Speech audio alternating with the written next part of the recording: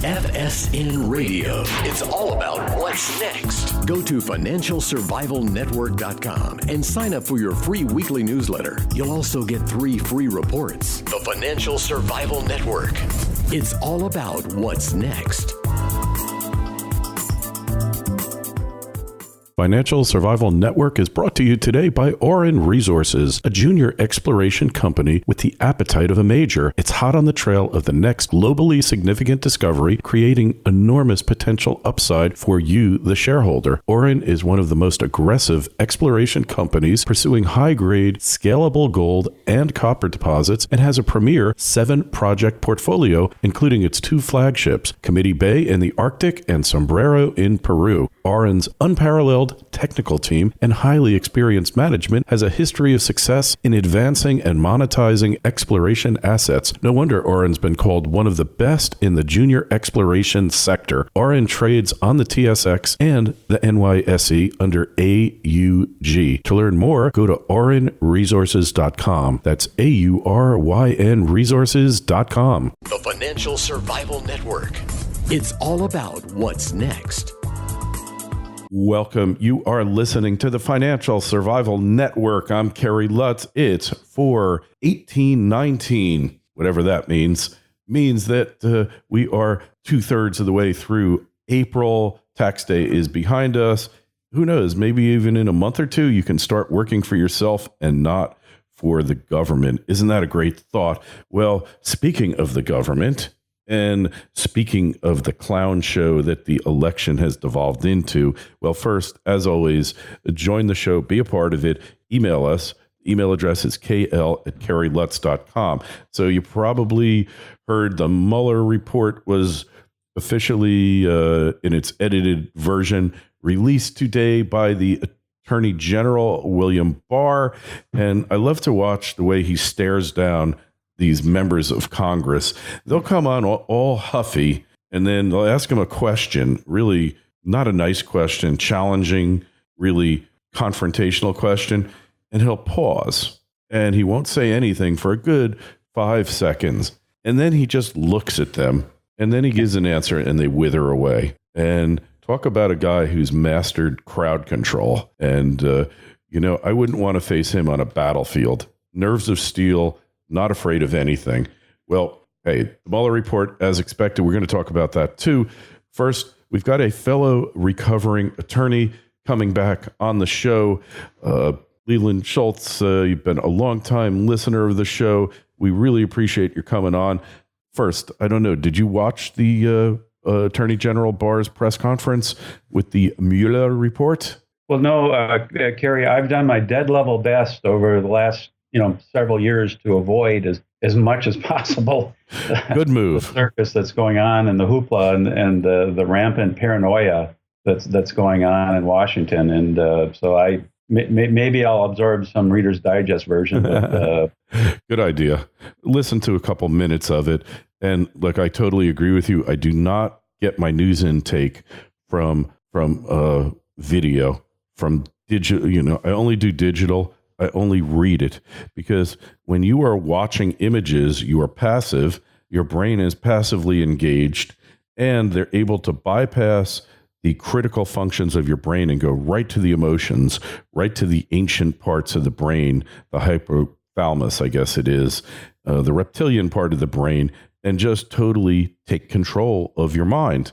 So you're always better off reading your information, because reading in and of itself is a critical function, and therefore you might just soak up everything that's there. But if you're a critical thinker, or you're critically oriented and like to deconstruct stories, then the only way to do it is to read it. So in any event, it's as expected, no collusion, no obstruction of justice. They gave 10 instances where they were trying to somehow create an obstruction of justice case against Trump. But in the final analysis, he gave all the information and more, never once exerted executive privilege. So this clown show is behind us. But Leland, we've got the upcoming clown show known as the Democratic contest to choose a presidential nominee.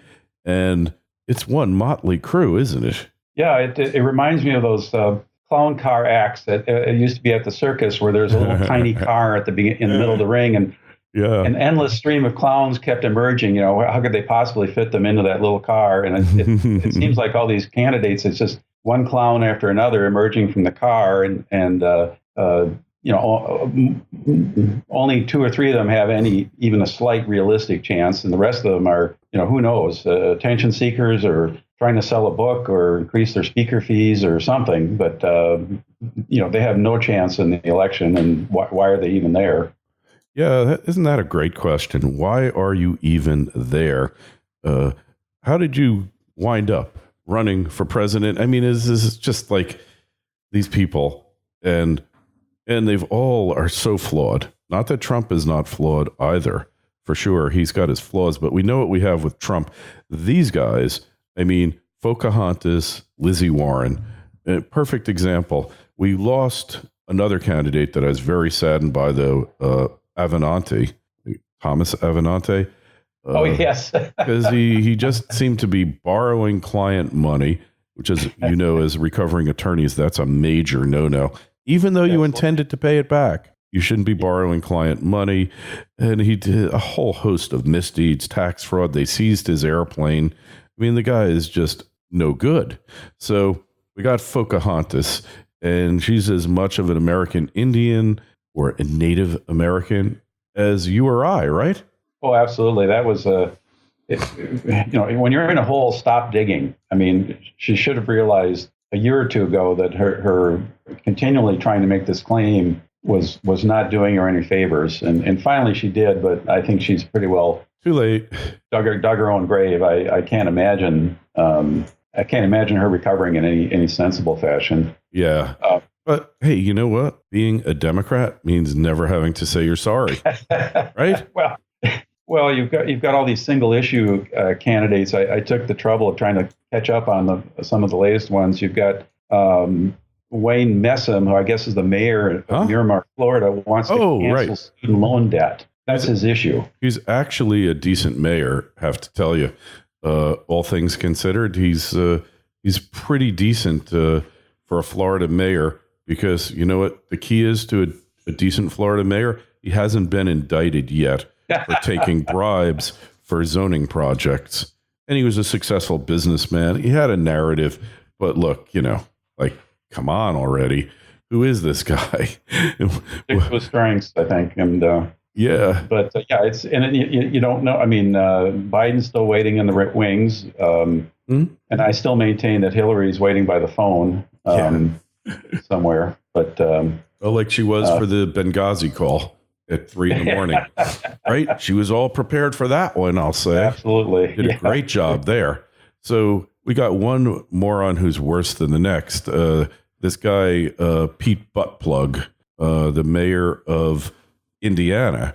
I'm not quite sure what his malfunction is, but, you know, they don't say anything. There's never a policy discussion, not like, hey, we're doing this. This program isn't working out too good. Maybe we got to change up a little bit. No, you never hear that. It's just, need more money, next program. And the Republicans are no better here. They're both totally corrupt and the worst, right? Well, and I'm reminded of the saying is that the problem is that we don't have, it's not that we have a two-party system, it's that we have the same two parties. And so I think there's time for a change on both sides of the aisle, in my opinion. But, you know, I had a faint hope with the Mueller report being released that maybe this whole farcical exercise would come to an end. But my thinking part of my brain says, no, they're not going to let go. They can't let go. And this is just going to go on and on and on forever, or at least until the 2020 elections. And that alone is driving me away from the news cycle. Hey, remember what Will Rogers said? I'm not a member of an organized party. I'm a Democrat, right? Exactly. Yeah. Isn't it the truth? I mean, these people are scary as hell. So we got Mayor Buttplug, who knows about this guy. Beto we've already gone through peak Beto. He's gone. Is finished. I mean, he gives like 1/3 of 1% of his income to charity, but he's giving everything else anonymously. And more importantly, He's giving himself to the American public in this campaign. What kind of moron are we dealing with here? Well, he was last week's flavor, and Mayor Pete is this week's flavor, and who knows next week? I mean, it'll keep rotating till they settle on somebody. Hey, sometimes that was my watch speaking. Sometimes Siri has a mind of her own, and she. I'll tell you what. Siri is a Democrat. There's not even a question about it. She doesn't understand half of what you tell her. She always gives you the wrong information. And then when you yell at her, she says, I'm sorry, I don't know what that is. And, maybe the Democrats need to nominate Siri. What do you think? Or well, if you want to go a little better, we could go Alexa. Understandable than the current crop. Yeah, Alexa. I just said Alexa. She recognizes her name. She beeped at me. So I think we need to have a primary between Siri and Alexa because, honestly, they seem to be more intelligent than the entire pack of 85 candidates. I don't know how many candidates are running now at any given time. You can't even keep track of them. You need a scorecard just to figure out who the hell's running here, Lee. Well, the other advantage of Siri or Alexa is that when they don't know the answer, they'll admit it. Ooh, yeah, you know what? That would mean immediate defeat for their campaigns. They'd be finished because you're never allowed to admit that you're wrong or you don't know something in D.C. But I think they're more objective, they're more dispassionate, and probably can read a spreadsheet or a deficit forecast better than anyone who's currently serving in Congress or the president, for that matter. He doesn't seem to be overly concerned about deficits either. So I think having an AI, it's time for an AI president, right? I mean, let's just get rid of people running. Either artificial or otherwise, would be welcome. Hey, it's a rare commodity. I mean, it's something you don't find in government anymore. So I'm all for replacing everybody with AI. And, they can't do worse. The AI Siri's pension is going to be a fraction of what these double dipper civil servants get. In New York, there's all these guys making six figures, pulling down six-figure pensions. Siri will never retire, and neither will Alexa. You might not like what they do, but at least it's not going to cost you an arm and a leg, right? And they're on the job 24/7. Yeah, they're punctual. You always know where to find them. I mean, I am ready. I'm ready to take the plunge here. If it can drive your car, might drive you into a median and kill you. But if AI can drive your car somewhat, then it certainly can run the government. And let's just turn it over and call it a day, because humans just aren't going to get the job done here, Lee. Well, I'm ready to sign up for the AI party as soon as it's formed. So I think that's a great idea. You and I are going to be the charter members of it. Very good. I mean, look, most of the securities research that you find on like Google, Yahoo Finance, all done by bots. Half the news that's produced is done by bots. There aren't really any reporters anymore.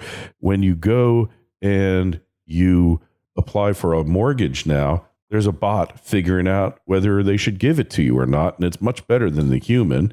And pretty soon the AI will hire AI for the job instead of human beings. So let's just cut to the chase and get rid of these corrupt bastards and put somebody, I've never heard an allegation that Alexa took a bribe. Have you? No, that would be a first, I think.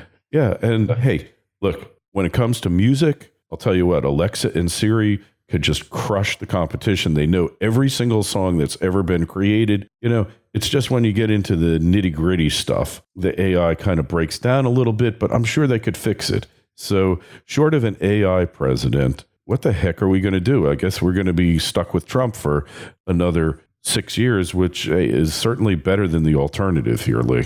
Well, yeah, I guess I'd have to say so. He has his pluses and minuses, but I think his main virtue is that he angers and irritates the right people, as far as I'm concerned. He's a trigger. Yeah, he has his pluses and minuses, and right there, that puts him ahead of all the competition, because I haven't seen one of them that has a plus on the other side. Or William Weld. What do you make of William Weld running for president. My feeling is he hung out with Gary Johnson, who was the Libertarian candidate for president last time. He hung out with him. He was the vice presidential nominee, Bill Weld. Hung out with him, smoking ganja way too long.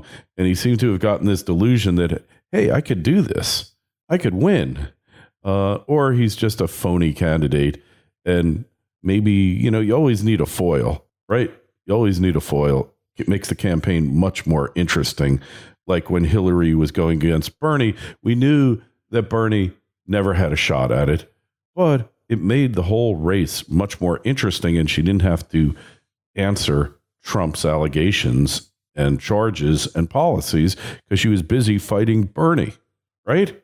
Yeah, I'd say more power to him if he wants to make a run at it, but I don't know what he has to say that distinguishes himself. I agree with you on the last election cycle with Gary Johnson. That was kind of the original political odd couple, as far as I could tell. But Bill Weld is not a libertarian. He is a mainstream Chamber of Commerce Republican. Always has been. He got elected governor of Massachusetts, I guess, for 2 terms, and really wasn't able to do much there because it's all Democrat. And, he went along to get along, and that's really not a prescription for success. So, we're in this really bizarre situation. I don't know what's going to be with it. I wish I could tell you. Any predictions here, Lee? Well, based on what we know now, I'd have to agree with you that it looks likely for a Trump reelection, as astounding as that may sound. But I read just this morning that he raised a record $30 million in the first quarter alone. Correct. And 99% of that was $200 contributions or less. So all of them on the left claim to be populist, but that's a pretty good profile if you're saying that you're appealing to the common voter. So that's a pretty interesting trend. I totally agree with you. Hey, probably the odds are good. So Lee, it's great to have you back on. Keep those emails coming. Hey, all of you out there, keep those emails coming. I'd love to have you on the show just like Lee. The email address is kl@kerrylutz.com. We answer all. I'm about 60 behind. I knocked off 20 between yesterday and today. So we will get to you. The people who ask questions about the plan to minimize your taxes, I will be in touch with you. If you are interested in using strategic real estate purchases to potentially eliminate or dramatically reduce your tax burden, then email me, kl@kerrylutz.com. There is a tremendous, I don't want to call it a loophole because it's not a loophole, but I guess a loophole is a good word for it, in the latest tax bill that if you play your cards right, you can really clean up on this. And really, your biggest expense, as you know from 3 days ago rather, is your tax bill. So just email us, kl@kerrylutz.com, Twitter feed @KerryLutz, Facebook page, Financial Survival Network. If you are listening to this broadcast from either a podcast server site or from YouTube, please subscribe, like, and share. Helps us get the ideas out, helps us get people's ideas out, like Lee, a fellow recovering attorney. Lee, I really appreciate you coming on. It's a lot of fun when you do. And you're so typical of the FSN audience, the FSN community, extremely intelligent, insightful people who don't just buy the narrative and drink the Kool-Aid. And, that really sets you, us, all of you out there apart. Well, my pleasure. Thank you so much for having me back on the show. FSN Radio. It's all about what's next. Go to financialsurvivalnetwork.com and sign up for your free weekly newsletter. You'll also get 3 free reports. The Financial Survival Network. It's all about what's next.